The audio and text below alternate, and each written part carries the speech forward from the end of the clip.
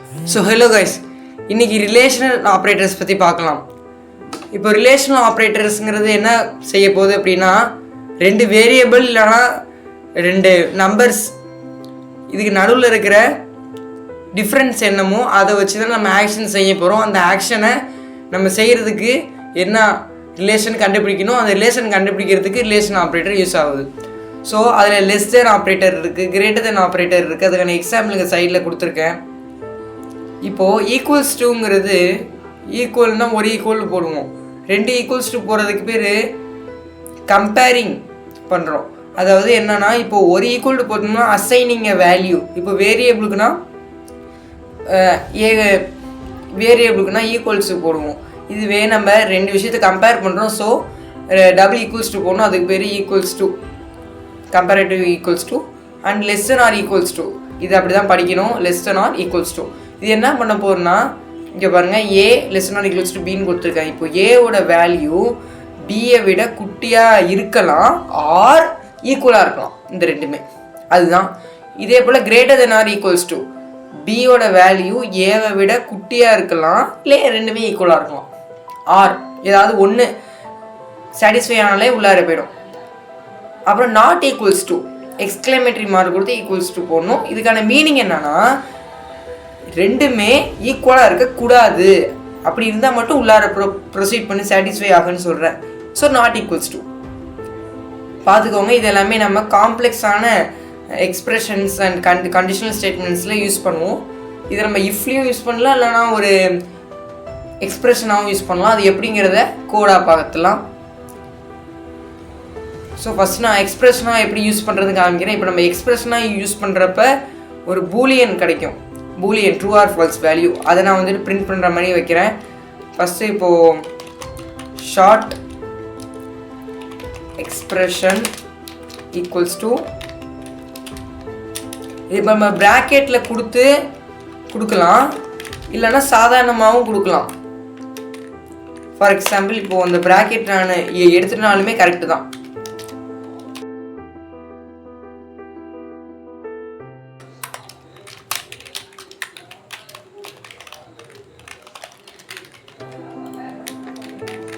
இப்போ நான் ரன் பண்ணுறேன். ரன் பண்ணோம்னா ஆன்சர் 1ன்னு கிடைக்கிது. ஏன் 1 கிடைக்கிதுன்னா, 1 ஈக்குவல்ஸ் டு ட்ரூ. இதுக்கு முன்னாடி உள்ள பூலியன் வேரியபிள் பார்த்துருந்தீங்கன்னா அந்த வீடியோ தெரியும். இப்போ எக்ஸ்பிரஷன் இதுக்கான வேரியபிளோட வேல்யூ 10 லெஸ் தென் 20. இது வந்து ட்ரூ. ஸோ 1 ரிட்டர்ன் ஆகுது. அது எக்ஸ்பிரஷனில் ஸ்டோர் பண்ணி இங்கே பிரிண்ட் அவுட் பண்ணிக்கிறோம். இது வந்துட்டு சாதாரண எக்ஸ்பிரஷன். இதே போல் greater than, less than or equals to, not equals டூனா போடலாம். இப்போ 10 நாட் ஈக்குவல்ஸ் டு 2, 10ம் 20ம் ஒன்றும் இல்லை. ஸோ இப்போ நம்ம ரன் பண்ணோம்னா ஒன்ஸ் அகெயின் எனக்கு 1 தான் கிடைக்கும் ட்ரூன்னு சொல்கிறதுக்கு. இப்போ நான் இதுவே less than or equal to இந்த மாதிரி போடுறேன். இப்போ ரெண்டுமே ஈக்குவலாக இருக்கணும், இல்லைனா 10ஐ விட 20 பெருசாக இருக்கணும். ஸோ ஆன்சர் வந்து 1 தான் வருது. இங்கே பாருங்கள், மேலேயே நான் ஹைலைட் பண்ணனா மேலேயே ஹைலைட் ஆகி காமிக்கிது பாருங்கள், ஹோவர் பண்ணனாலே. இப்போ நான் இதுவே வந்துட்டு இந்த மாதிரி கொடுத்துட்டேன். ஆன்சரு 0 தான் இப்போ வரும். இங்கே பாருங்கள், ஆன்சர் ஏதோ 0ன்னு வருது பாருங்கள். ஸோ இதாவது ஒரு அவுட்புட்டு. இது மாதிரி சின்ன சின்ன விஷயத்துக்குன்னா விஷுவல் ஸ்டுடியோ கோடை இப்போ நம்ம மவுஸ் ஹோவர் பண்ணோம்னா அந்த எக்ஸ்பிரஷனோட ப்ராக்கெட்டில் வச்சு போது ஷார்ட் 0, இந்த ஷார்ட்டுங்கிறது வேரியபிள் உடைய டேட்டா டைப், அந்த 0ங்கிறது அதோட ஸ்டோர் இருக்கிற வேல்யூ. அது ஹோவர் பண்ணும்போது காமிக்கிது பாருங்கள். இதுக்கு தான் நான் விஷுவல் ஸ்டுடியோ கோடை இன்ஸ்டால் பண்ண சொன்னேன். இது வந்துட்டு ஒரு புத்திசாலியமான ஒரு ஐடிஇ மற்ற ஒரு கோட் எடிட்டரை கம்பேர் பண்ணும்போது. ஸோ இதுவே நம்ம இப்போ இஃப்லேயுமே கொடுக்கலாம். இஃப் இப்போ நான் இது எல்லாமே பார்த்தீங்கன்னா நான் நார்மலாகவே ஒரு நம்பரில் கொடுத்துட்ருக்கேன். இதுவே நம்ம வேரியபிள் யூஸ் பண்ணி கொடுக்கலாம். வேரியபிள் யூஸ் பண்ணி கொடுக்குறது தான் இதோட மெயின் யூஸே ஆக்சுவலாக. நான் அதுக்காக இப்போ வேரியபிள் நான் இனிஷியலைசேஷன் பண்ணிக்கிறேன், டிக்ளேர் பண்ணி ஷார்ட் a, b. இப்போ நம்ம யூசர்கிட்டேருந்து நம்ம வேல்யூவை வாங்க பார்க்கலாம். அதுக்கு முன்னாடி நம்ம ஒரு பிரிண்ட் அவுட் ஸ்டேட்மெண்ட் கொடுத்துருவோம். Enter the value for A and B கேட்டுட்டு அதை நம்ம இன்புட்டாக வாங்கிக்கலாம். ஸோ ஏ கமா ஃபஸ்ட்டு ஏன்னு கொடுக்கணும், அதுக்கப்புறம் வந்து இன்சர்ஷன் ஆப்ரேட்டர்னா கொடுத்து பின்னு கொடுக்கணும். இப்போ ஏ விட பி பெருசாக இருக்கிற நேரத்தில்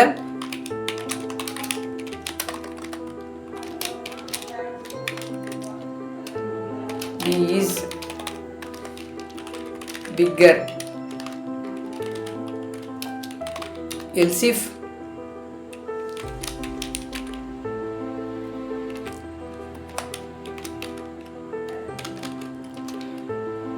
B யோட A பெருசு அப்படின்னா std cout A is bigger. இல்லை அப்படின்னா A equals to B, 2 equals to தான் இருக்குது, 3 ஈக்குவல்ஸ் டு போட்டிங்கன்னா அது வந்துட்டு எரர்.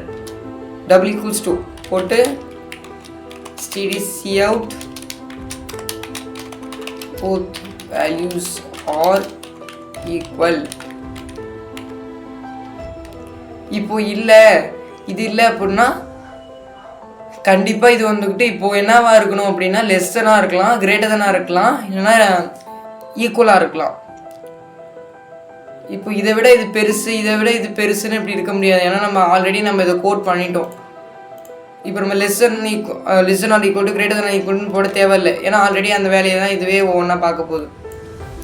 ஸோ இதான் நம்ம இப்போ ரன் பண்ணலாம். ரன் பண்ணுறதுக்கு முன்னாடி இந்த வேல்யூவை இப்போ நம்ம இந்த லைனே நம்ம டெலீட் பண்ணிடலாம்.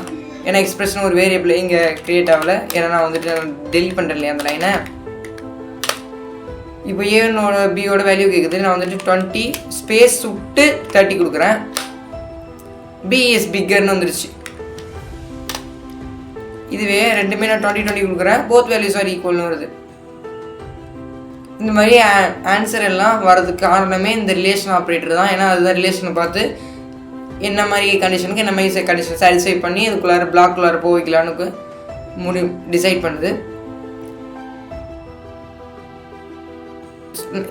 அண்ட் பார்த்தீங்கன்னா இப்போ நாட் ஈக்குவல்ஸ் டூ இருக்குது, நாட் ஈக்குவல்ஸ் டூமே போடலாம்.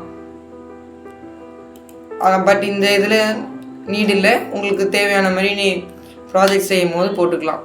ஸோ இதுதான் ரிலேஷன் ஆப்ரேட்டர்ஸ் இன் C++. நம்ம நெக்ஸ்ட் வீடியோவில் பார்க்கலாம். தேங்க்யூ கைஸ் ஃபார் வாட்சிங்.